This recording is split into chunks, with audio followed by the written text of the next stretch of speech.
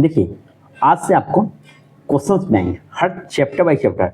Biology का पहले बता रहा हूँ। बायोलॉजी में पहला चैप्टर का नाम है पोषण। पहला चैप्टर का नाम क्या है? पोषण। अब हम बता किसका, कौन सा क्लास का है? क्लास 10th का।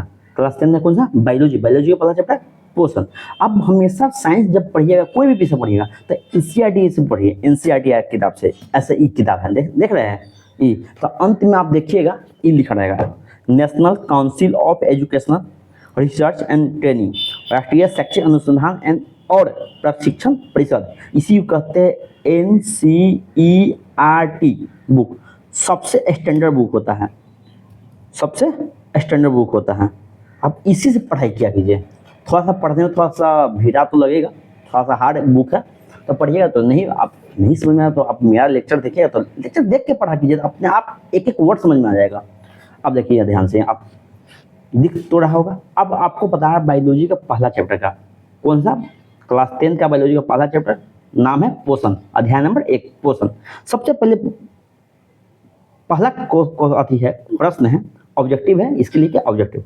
सबसे पहले है, दांत की सबसे ऊपरी परत क्या है? दांत की सबसे ऊपरी परत को क्या कहते हैं?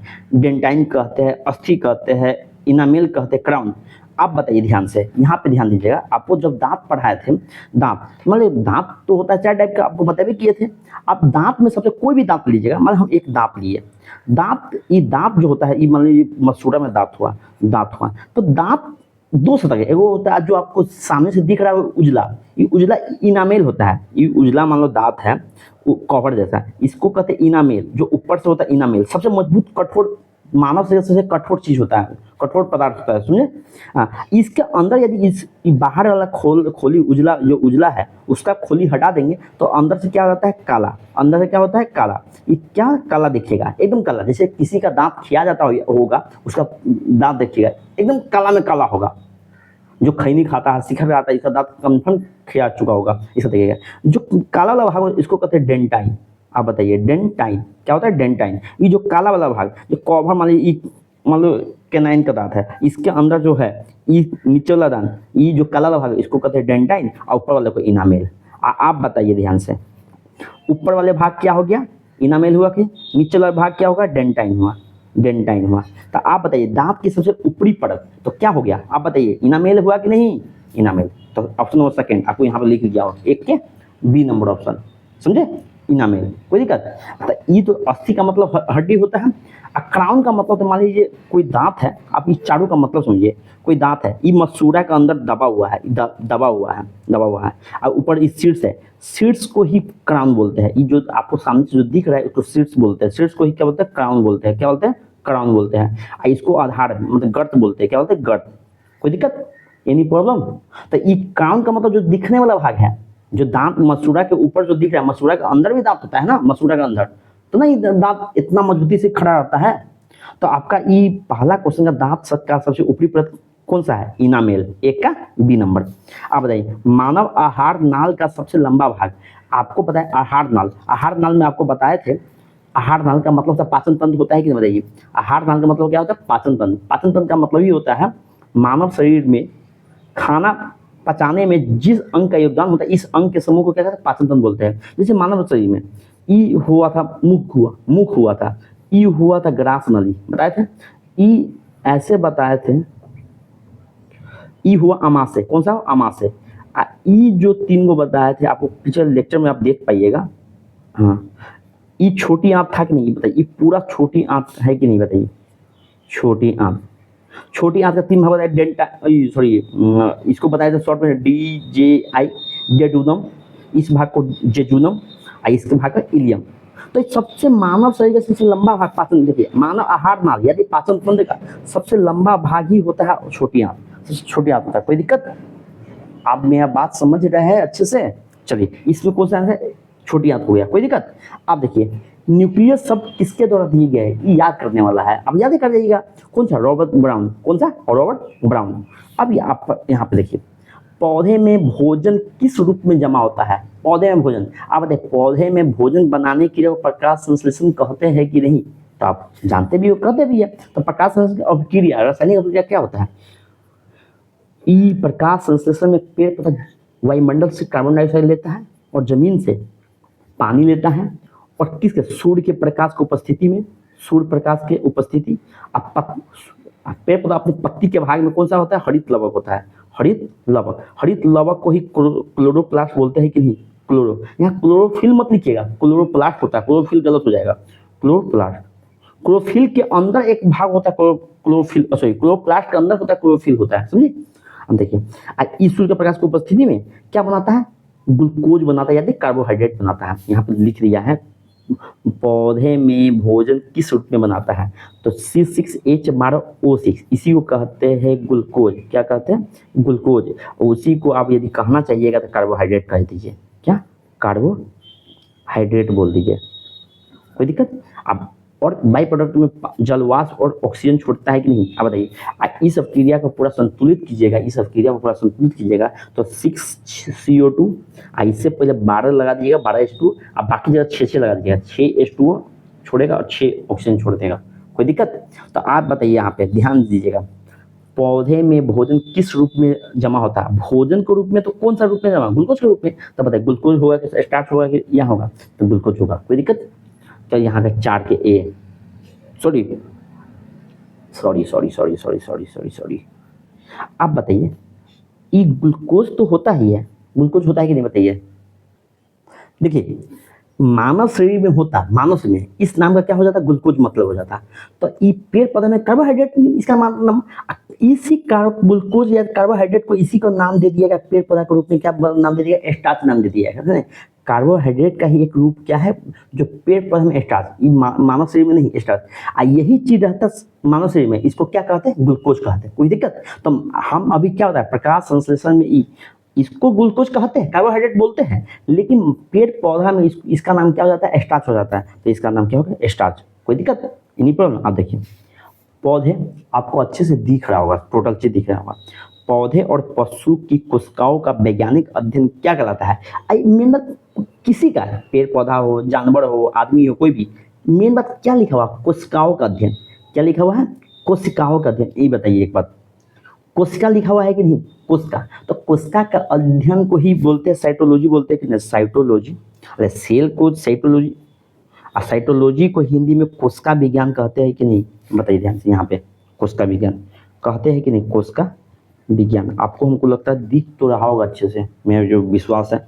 देखिए कोई बात नहीं, आप कमेंट करके बताइएगा दिख रहा है कि नहीं। तो क्या होगा, कोशिका विज्ञान। अब 5 के कौन सा आंसर, बी ऑप्शन हो जाएगा। आप बताइए पीत रस कहाँ से स्रावित होता है, पीत रस, बताइए पीत रस। तो आप बताइएगा ध्यान से, पीत रस। मेरे पास जगह अति स्पेस नहीं है, तो आपको पेज लेकर नया बताता हूँ। अब आप यहाँ पे बताइएगा, यहाँ बताइएगा पीत रस, इसका क्वेश्चन का जल्दी जवाब दीजिए आप, हम पढ़ा चुके हैं, टोटल क्वेश्चन पढ़ा चुका हूँ। पीत रस, तो पीत रस कहाँ से स्रावित होता है, तो आपको बताया था मानव शरीर का पाचन तंत्र जब बताए थे, मुख हुआ होता है, ई होगा ग्रास नली होगा, ऊ हुआ अमाशय, ई क्या हुआ, छोटी आंत हुआ कि नहीं, बताइए बताइए। ई बताइए, ऐसे यदि घुमा लेते हैं ऐसे, ये बड़ी आंत हुआ कि नहीं, बताइए।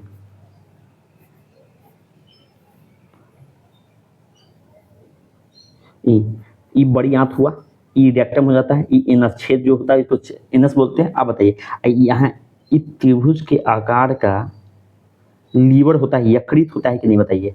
यहाँ पे अग्नाशय होता है कि नहीं, ये आपको पढ़ा चुका है। ये यकृत को ही बोलते हैं किताब इंग्लिश में लीवर बोलते हैं, क्या बोलते हैं, लीवर बोलते हैं। ये यकृत से ही क्या निकलता है, बाइल निकलता है, बाइल जूस। क्या निकलता है, बाइल जूस निकलता है, आपको पढ़ा दिया है बाइल जूस। बाइल जूस को हिंदी में बोलते हैं पीत रस। क्या निकलता है, पीत रस। कहाँ से निकला है, यकृत से निकला है, यानी लीवर से निकला है। तो आप बताइए पीत रस कहाँ से स्रावित, स्रावित मतलब निकलना, स्रावित का मतलब क्या, निकलना कहाँ से, यकृत। यकृत का इंग्लिश में क्या होता है, लीवर होता है। कोई दिक्कत, ये आप जान गए कि नहीं, एनी प्रॉब्लम। चलिए आगे हम क्वेश्चन देखता हूँ, एक बार में 10 क्वेश्चन देखिए। चलिए अब यहाँ पे बताइए निम्नलिखित में से कौन ट्रिप्सिन एंजाइम का कार्य करता है, निम्नलिखित में कौन, आपको पढ़ा चुका हूँ ट्रिप्सिन एंजाइम, आप याद कीजिए क्या पढ़ाए थे, आपको बताइए। यहाँ कितना भीतर से क्वेश्चन पूछा हुआ है। देखिए आप जब तक पिक्चर बना के नहीं पढ़े रहते, क्या आपसे बनता, आपसे एक भी क्वेश्चन नहीं बन पाता। अब देखिए क्या होता है, यकृत से तो बाइल जूस निकला, लेकिन इसको कहते अग्नाशय, यहाँ पे जो पड़ा हुआ है इसको कहते अग्नाशय। आप पढ़ा चुका देख लीजिएगा। अग्नाशय से 3 रस निकल, अग्नाशय ये बताइए, अग्नाशय ग्रंथि है, लीवर भी ग्रंथि है, ग्रंथि से हार्मोन या एंजाइम निकलता है कि नहीं? एंजाइम के रूप में ये बताइए, ये बाइल जूस एंजाइम नहीं है, यकृत से क्या निकलता है? बाइल। लेकिन ये अग्नाशय से जो जूस निकलता है उसे अग्नाशय रस बोलते हैं। क्या होता है? अग्नाशय रस। यहाँ अग्नाशय रस होता है। क्या होता है? अग्नाशय रस। कोई दिक्कत? अग्नाशय रस से 3 एंजाइम निकलता है। कितना एंजाइम? 3 एंजाइम। अग्नाशय रस में क्या एंजाइम होता है? 3 गो, जिसको शॉर्ट में होता है एल ए टी बोलते थे कि नहीं? बताइए। एल का मतलब आपको बताए थे, ध्यान से बताइएगा। एल का मतलब आपको बताया, अग्नाशय का बताया, यहाँ पर जगह नहीं है। चलिए यहाँ पर जगह नहीं है तो तभी लिख देता हूँ। देखिए एल का मतलब लाइपेज बताए थे, लाइपेज। कोई दिक्कत? जो वसा का पाचन करता था। Any problem? ए का मतलब था एमाइलेज, एमाइलेज होता था जो कार्बोहाइड्रेट का पाचन करता था। और टी का मतलब था ट्रिप्सिन। बताइए ध्यान से, ट्रिप्सिन था कि नहीं? Any problem? तो ट्रिप्सिन किसका पाचन करता था? प्रोटीन का पाचन करता था कि नहीं? बताइए। हाँ, और इसके अंदर जाइएगा, और इसके अंदर आपको विस्तार से आप देखिए, इसका पहले जवाब दे देते हैं, इसके बाद हम आपको बताते हैं कि कौन सा ट्रिप्सिन एंजाइम का कार्य करता है, कौन सा? प्रोटीन का पाचन में। देखिए 7 का कौन सा? सी। हम यहाँ लिख भी दिया हूँ, कोई दिक्कत? आप बताइए, यदि ई बताइए, जब भी हम अग्नाशय या अमाशय था, अमाशय से कौन सा निकलता था? जठर रस से क्या निकलता था? जठर रस से एक पेप्सिन एंजाइम निकलता था कि नहीं? Pepsin enzyme. जठर रस से 2 एंजाइम निकलता था, एक निकलता था रेनिन, रेनिन करता था दूध का पाचन करता था, और एक पेप्सिन एंजाइम था। आपको पढ़ा चुके, लॉन्ग वीडियो जो देखिएगा आराम से। पेप्सिन एंजाइम क्या करता था? प्रोटीन को किस में बदल देता था? पेप्टोन में बदलता था कि नहीं? पेप्टोन में। कोई दिक्कत? आप ये खाना यहाँ आ गया अग्नाशय, अग्नाशय का ये कनक भी यहाँ पे रहता है। यहाँ ये अग्नाशय से क्या निकलता? ट्रिप्सिन। ट्रिप्सिन क्या करता है? पेप्टोन को बदल देता है पेप्टाइड में। पहचान, ये प्रोटीन को पचाने का कार्य के क्रम में है पेप्टाइड में। कैसे? कोई चीज़ को हम गलाना है तो क्या इस खंडी खंडी तोड़ते हैं, और तोड़ने के बाद इसको तेजाब में रख कर तब हटाते हैं कि नहीं? बताइए। कोई दिक्कत? तो ये बताइए, ट्रिप्सिन ई किया, पेप्टोन को किस में बदला? पेप्टाइड में। और पेप्सिन एंजाइम क्या किया? प्रोटीन को पेप्टोन में बदल दिया। कोई दिक्कत? ये प्रोटीन का पाचन ही होता है कि नहीं? ये प्रोटीन का पहले कहा जाता, मानव से प्रोटीन का पाचन बहुत डिफिकल्ट, मतलब बहुत कॉम्प्लिकेटेड है। 3 भागों से होता है, 3 जगह होता है। कोई दिक्कत? तो आगे जैसे पढ़िएगा यहाँ पे, इसको कहते हैं इलियम। इलियम में एगो एंजाइम होता है, कौन सा है? इरेप्सिन एंजाइम होता है। इलियम में कौन सा एंजाइम होता है? इरेप्सिन। आपको थोड़ा सा और लॉन्ग बता देता है। इरेप्सिन एंजाइम क्या करता है? ये पेप्टाइड एंजाइम को बदल देता है अमीनो अम्ल में। तो प्रोटीन को अमीनो अम्ल में बदलने की क्रिया को प्रोटीन का पाचन कहते हैं। कोई दिक्कत? अमीनो अम्ल। अब देखो, प्रोटीन से अमीनो अम्ल बनाने के लिए कितना से गुजरना पड़ता है? प्रोटीन को पहले पेप्टोन में बदलो, प्रोटीन को पेप्टोन में कौन बदला? Pepsin enzyme. पेप्टोन को पेप्टाइड में कुछ नहीं बदला? Trypsin enzyme. कोई दिक्कत? अब पेप्टाइड को अमीनो अम्ल में कौन बदला? Erepsin enzyme, erepsin. कोई दिक्कत? Any problem? चलिए अब 8वां नंबर क्वेश्चन देखिए यहाँ पे। 8 नंबर क्वेश्चन, मुख गुहा में आहार का कौन सा भाग का पाचन होता है? मुंह गुहा। मुंह गुहा के बताया था, एक मुंह गुहा। मुंह गुहा में आपको बताया किसका पाचन होता है? कार्बोहाइड्रेट का होता है कि नहीं? कार्बोहाइड्रेट का। कोई दिक्कत? किसके द्वारा? लार के द्वारा। आपको बताया ना, लार ग्रंथि 3 होता है, ये भी बताया था। लार में 4 एंजाइम होता है। लार में कितना एंजाइम? 4। लाइसोजाइम, डाइएस्टेज होता है, बताया थे कि नहीं? बताइए। कोई दिक्कत? टाइलिन एग्जाम होता है। टाइलिन ही ना क्या करता है? टाइलिन ही क्या करता है? कार्बोहाइड्रेट का पाचन करता है। यहाँ पे होगा देखिए, मुख गुहा में आहार का कौन सा भाग का पाचन होता है? और कौन सा? कार्बोहाइड्रेट का। तो आपको लिख दिया है 8 के बी। कोई दिक्कत? Any problem? और 9 का क्वेश्चन है, निम्नलिखित में से स्वपोषी कौन सा है? आप बताइए, स्वपोषी किसे कहते हैं? स्वपोषी, स्वपोषी, स्वपोषी जो अपना खाना खुद बनाता है। अपना खाना, ये नहीं हम अपना खाना, हम खाना पकाते हैं। मानव क्या खाना वो नहीं पकाता है, खाना बनाता नहीं है, अपना खाना बनाता है खुद, अपना खाना खुद बनाता है, उसको कहते हैं स्वपोषी। जैसे पेड़ पौधा, पेड़ पौधा। और जो दूसरे पर निर्भर रहता है उसको कहते हैं परपोषी। जो दूसरे पर जैसे मानव का किस पर निर्भर करता है? पेड़ पौधा पर निर्भर होता है। तो ना गेहूँ, चावल, सब्जी सब पेड़ पौधा से प्राप्त करते हैं कि नहीं? कच्चा माल के रूप में। कोई दिक्कत? तो जो दूसरे पे, जो खाना के लिए दूसरे पे निर्भर होता है, रहता है, उसको क्या कहते हैं? परपोषी। जो अपना खाना खुद बनाता है उसको कहते हैं स्वपोषी। तो आप बताइए। 10 नंबर स्वपोषी पोषण कितना साल आया, हम उसको साल भी लिख दिया, हर साल का कोई स्वपोषी पोषण के लिए आवश्यक है। आप बताइए स्वपोषी, आपको प्रकाश संश्लेषण थोड़ा पहले ही बताया था। प्रकाश संश्लेषण के लिए क्या चाहिए, क्लोरोप्लास्ट चाहिए कि नहीं, क्लोरोप्लास्ट में क्लोरोफिल होता है कि नहीं, बताइए। अब यहाँ पे देखते हैं पर्णहरित, सूर्य का प्रकाश, देखिए यहाँ पे कार्बन डाइऑक्साइड, इनमें से सभी। तो आप बताइए पर्णहरित का मतलब ही क्या होता है, पर्णहरित का मतलब ही होता है हरित लवण या क्लोरोप्लास्ट, कोई दिक्कत, चलिए ये भी ऑप्शन सही हो।